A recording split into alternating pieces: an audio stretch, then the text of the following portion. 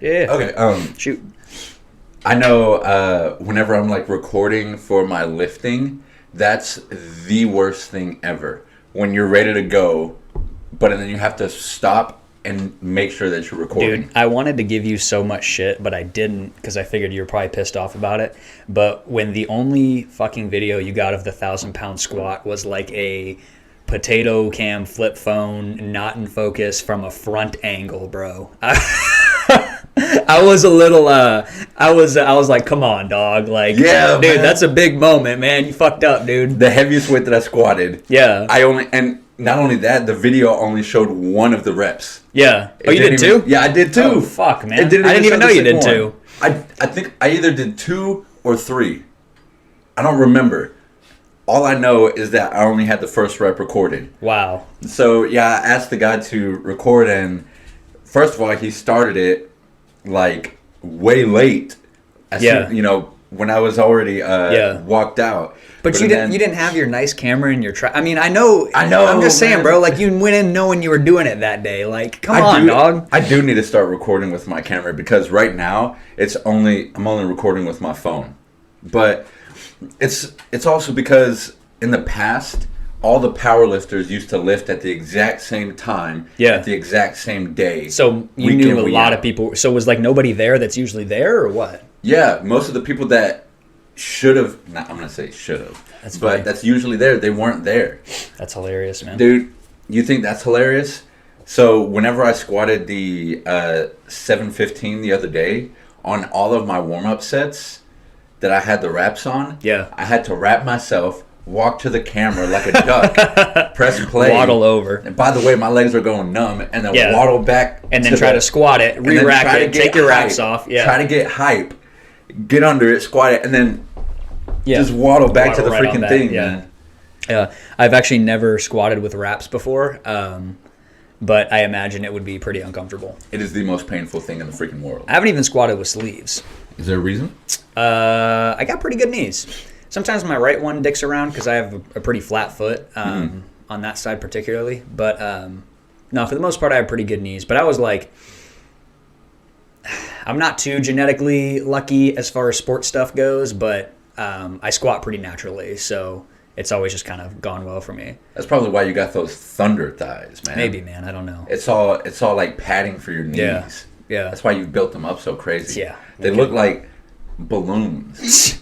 In a good way, man. Thank you. Like, yeah, thank you. That's funny. Tom Platz was always like my favorite golden era bodybuilder because of the way his legs look and just because of the way he trained. Like, did they look like a seal? You know who Tom Platz is? I don't. Okay, hang on. I wouldn't usually pull up a picture like mid podcast, but and then you can put. I've got to show you. Yeah, I'll put the picture. I'll put the picture up there. Yeah, that's pretty. Oh my gosh, man.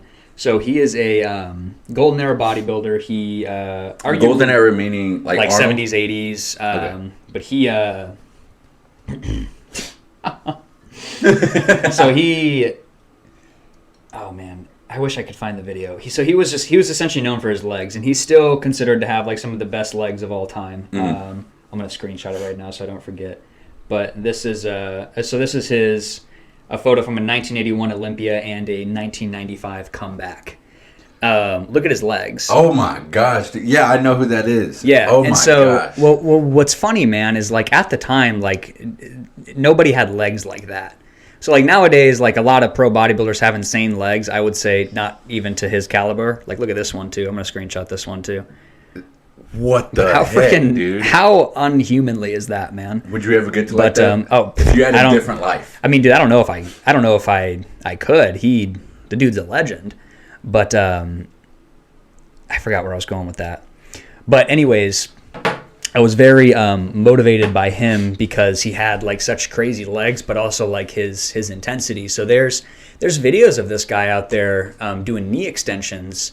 And he's like got the plate, like he's got a full stack on there and he's going for just high reps. And the knee extension is moving because he's so like explosive through his reps. Don't quote me on this, but there's a YouTube video of him squatting 500 for 23. 23? Yeah. And he's... Naked knee? I don't know. That's okay. I don't know. But naked knee, that's such a funny expression. Right? Yeah, that's what we call it. Yeah. It's like me every time I wear shorts because I always wear like 5 inches. Oh, yeah. But... No, man, he's just like, the dude's a freak of nature. But it was mainly because of his work ethic that he really inspired me. Mm-hmm. He's an animal. He still squats like 315, like ass to grass, and he's like 80 something. Wow. Yeah, he'll do it in like dress pants and a button up too. Is that just residual strength that they just keep for the rest of their life? I would say it's just because he's always practiced like deep mobility and he's just maintained it. Because, some guys like find some reason to fall off, whether it's injury, whether it's getting lazy, whether it's getting complacent. Like a lot of pro bodybuilders, I think, really pull off the gas on legs, which I think it's hard to blame them because like having big legs can be relatively inconvenient and uncomfortable. But and I'm sure the maintenance on that is just insane. Yeah, and that's a lot of muscle. Yeah, man, and a hard leg day, like it strains your body for sure. So like if your goal is not to be the biggest human on planet Earth, like maybe you don't need to murder your legs, twice a week. Mm. But anyways, I think he just maintained it. I think he just never stopped. Man. So, but are those the pro bodybuilders and stuff like that? So you have powerlifting, which is just low reps, extremely high intensity. Right. I'm sure that it's very damaging to the tendons, all of that crap. Sure. And then you have, in my head, bodybuilding, which is low weight, not low intensity, but very high reps. Yeah. Are the pro bodybuilders, are they doing heavy weights with extremely high reps? I mean, different people have different training styles. Like in the 70s and 80s, like it was pretty much a combination of both, man. And I think it needs to be some kind of combination of both. Because I think when people say like lightweight, they forget that guys are still squatting 500 for 23 pounds, or like, you know what I mean? Like 23 reps. Yeah, and as silly as it sounds, like if light and heavy are relative terms, and you consider heavy 5 reps or less and light 20 reps or more, then 500 pounds is light for Tom Platz. Oh, okay. Yeah, you know what I'm saying? Point, yeah. So I think that's an important part of the perception, because a lot of bodybuilders are extremely strong, but they just don't train for 1 rep maxes. But I would say these days, I think a pretty common thing right now, for at least for a lot of the people I follow, is 2 sets to failure for most body parts. And just 2 sets? Well, most exercises. Mm-hmm. And then the first one is like something like 8 to 12, and the second one is maybe something like 12 to 25.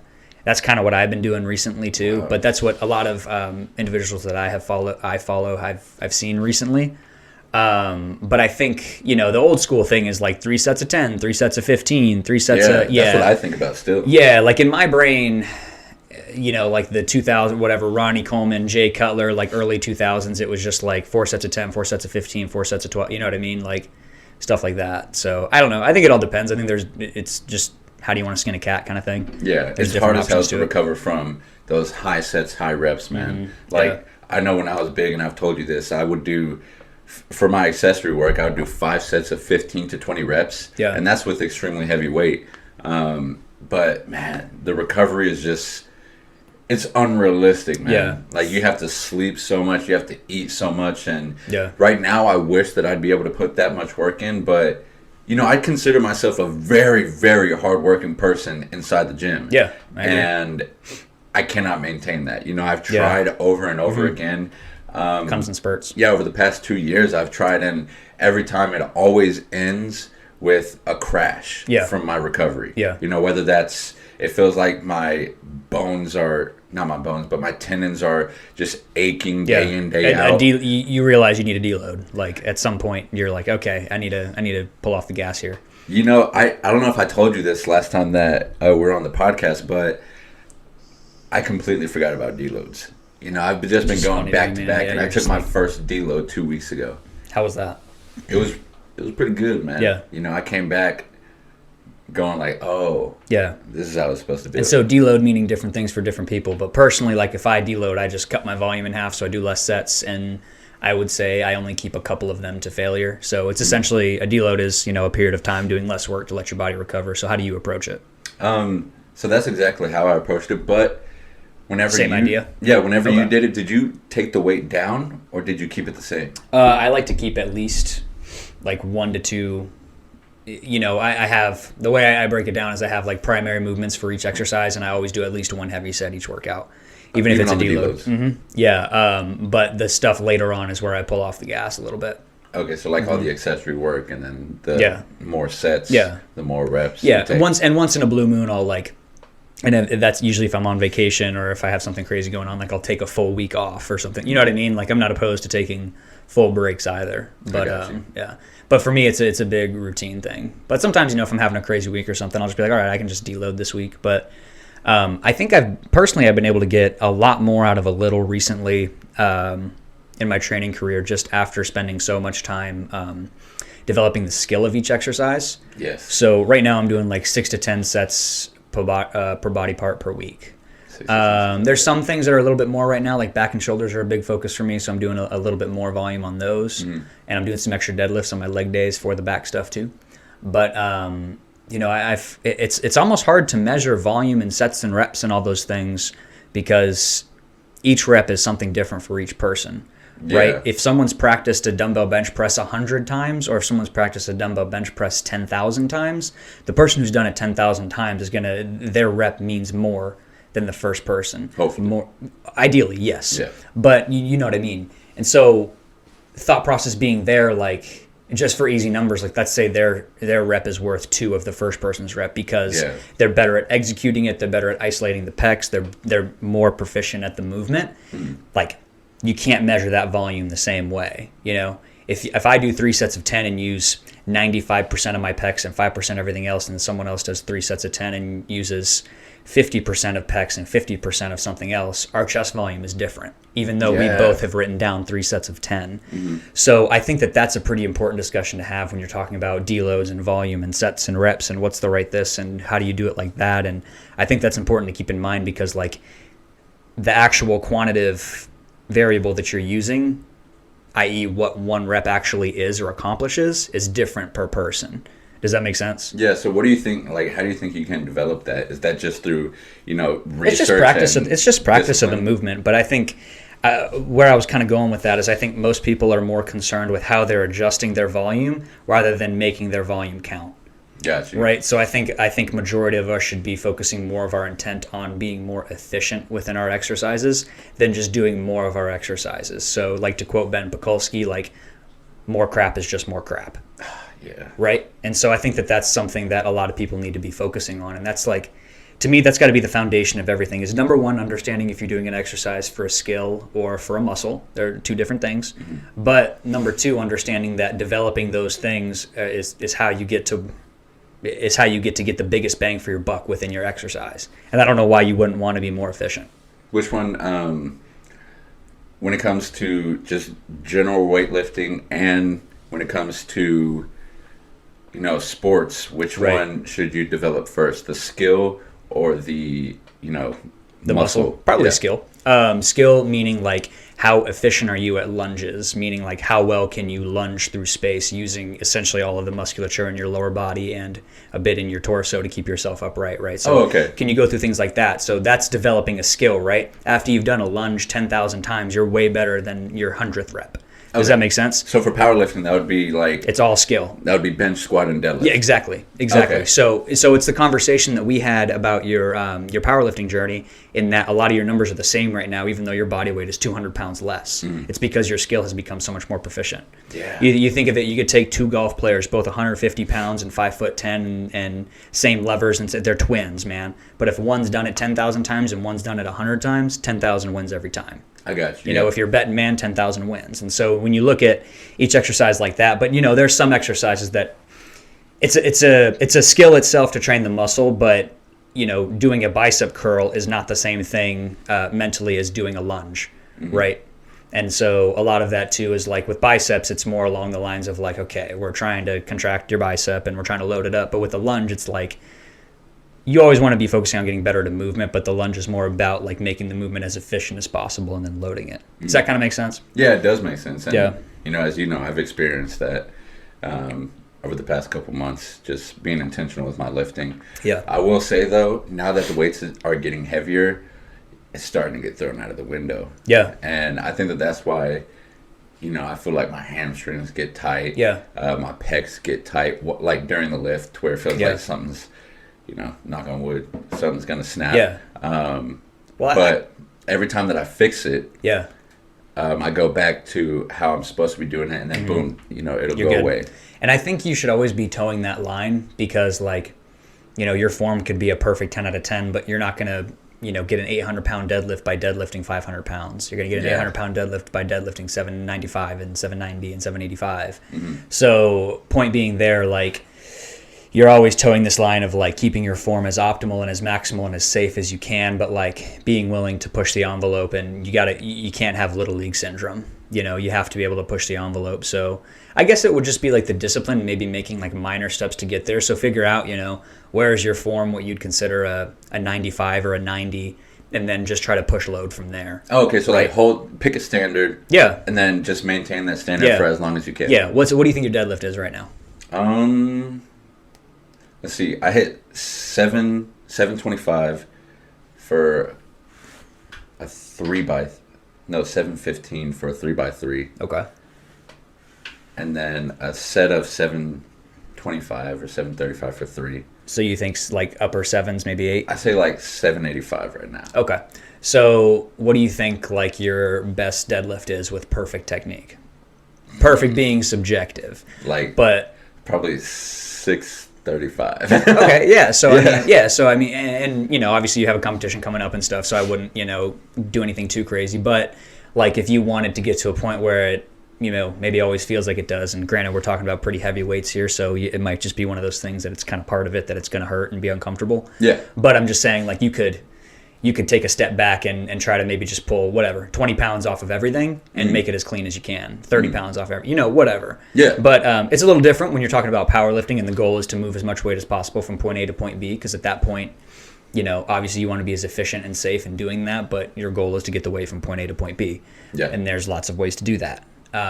What I notice is like earlier you were talking about, or we said, setting our standards for, how perfect our exercise is going to be. And usually when it comes to that, and you figure out, what that standard is and how to reach that standard, like on deadlift, for me, that's usually, making sure that before I initiate the pull, that my lats are locked in. Yeah. My elbows are, pointed in. Yeah. And I'm able to spread my toes and like grip the ground almost. Yeah. If I'm able to get these certain things done before I initiate the lift, then, I'll have the best odds of having a perfect lift. Right. But what happens is either I'll get too excited or I just become, undisciplined. Right. And I do what's easier.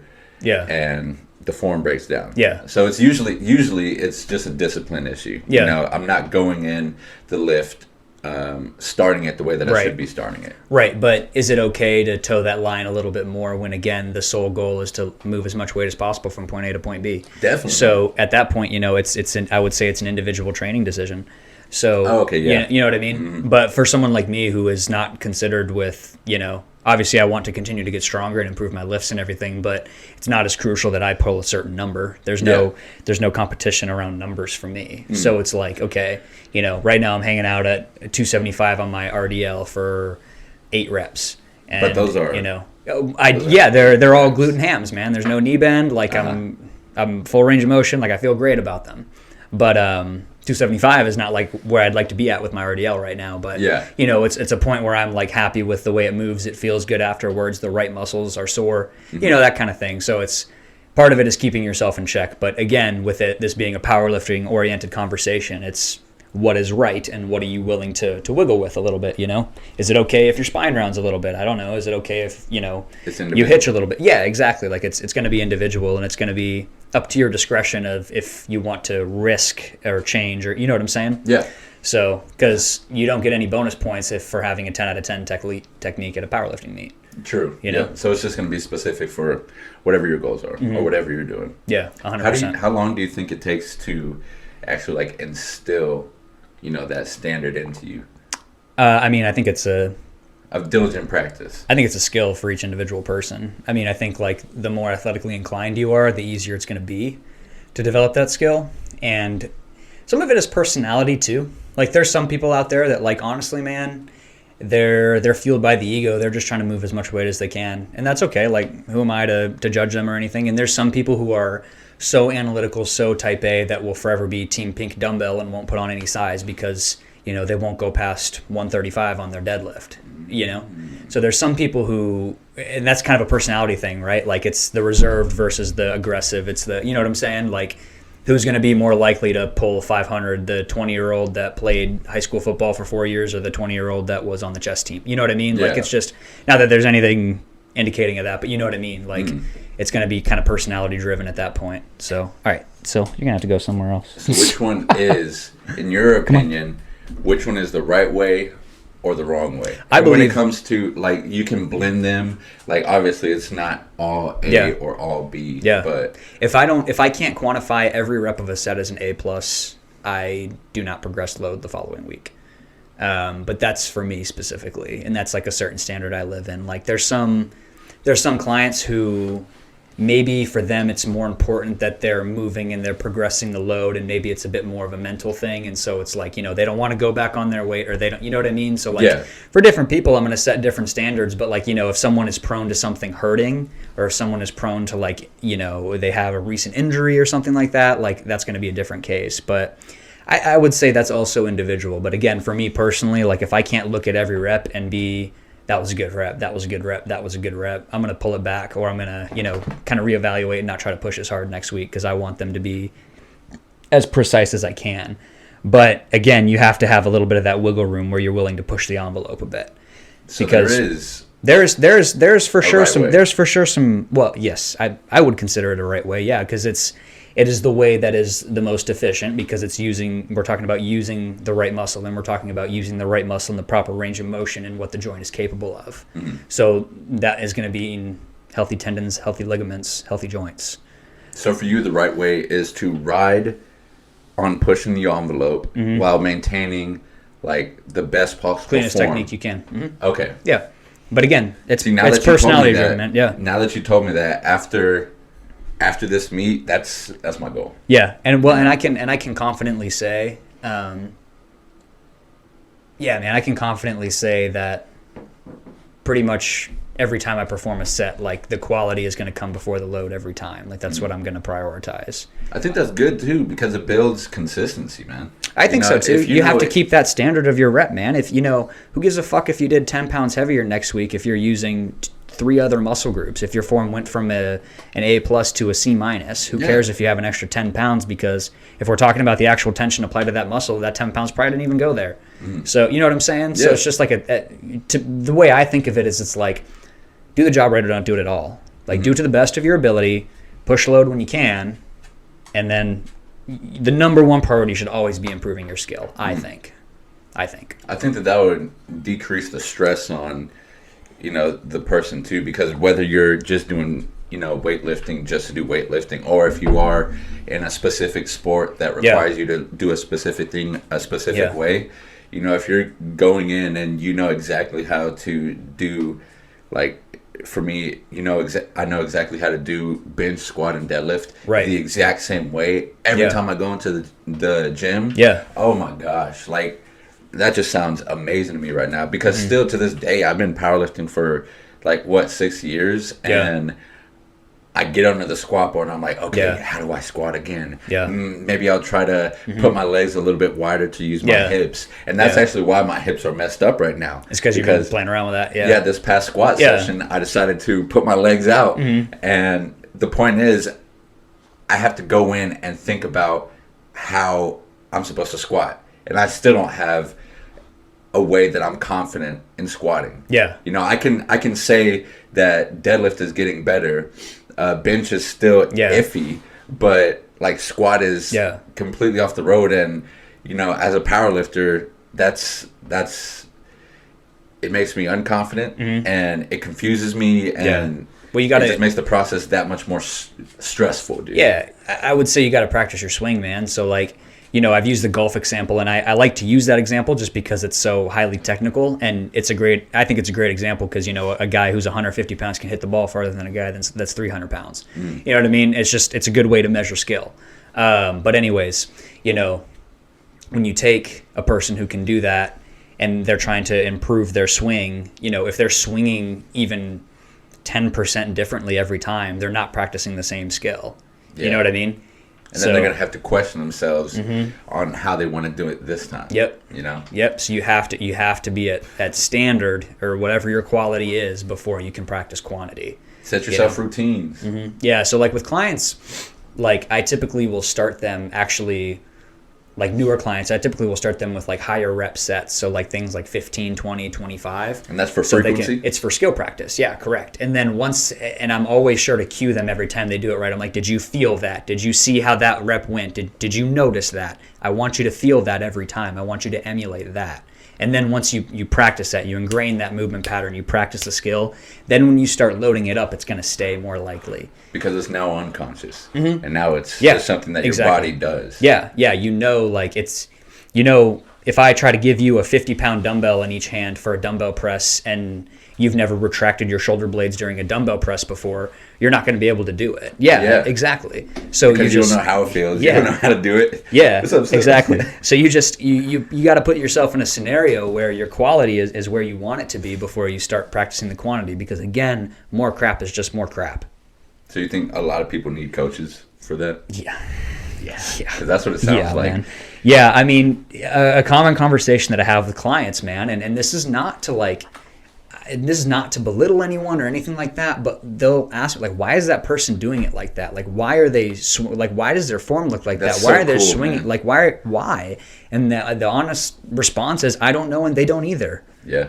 Like they don't, because when you really like. You stop and think, like, if I'm doing, I made a video on tricep pushdowns the other day. If my goal is to train my triceps, but I'm internally rotating and I'm thoracically extending and flexing as I go through it, what about this has to do with my triceps? It's not a damn fucking thing. Nothing. Yeah. Nothing, man. So it doesn't make any sense to me. It's like you're just feeding your ego. Why are you here? Are you here to be better, or are you here to look cool and slam around weights? Like, I don't know, man. It doesn't make any sense to me. But yeah, so like my clients will notice. They'll be like, "Why? Why is that person doing it like that?" And it's like because they haven't understood that exercise is a skill. Exercise is something that your brain needs to be turned on. Exercise is meditative because it's so focus oriented. So they probably just saw somebody that they're following do that exercise, and Oh yeah. There's two young guys in the gym yesterday, man, doing a chest exercise, holding the plate together and just pushing it like that. I'm like, all right, man.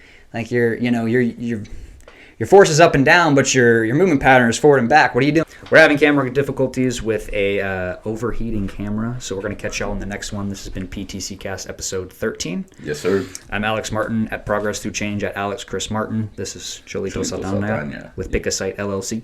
Oh, snap. Yeah. Pick a Site LLC. We'll see y'all in the next one. Thank you for listening.